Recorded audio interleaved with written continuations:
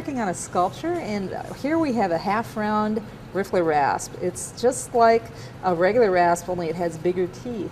You can see that I've built up plaster over the foam here, and it's not as smooth as this, but it's supposed to look like a metate, which is a smooth rock and not something really drippy. So I'm going to take off a bunch of that and smooth it out. And here's how you do it. Once again, when I'm going over a surface that goes on the top, I use the flat part, and you can see it just really chews it up fast.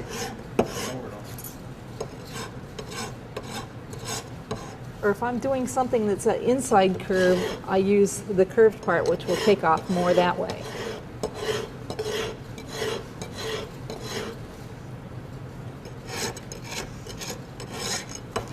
And all of a sudden it starts looking more like a rock and less like plaster that's splashed on here.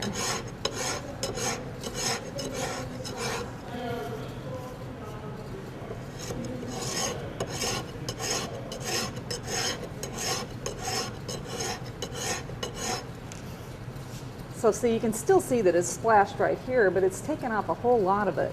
And when I go back to the next tool, which would be a file, it will smooth out some of those lines I just put in.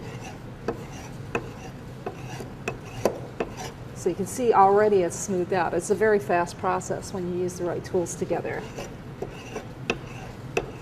The more you can do with your metal tools, the less you have to do with the sandpaper, which falls apart. So then you just clean it out and keep going.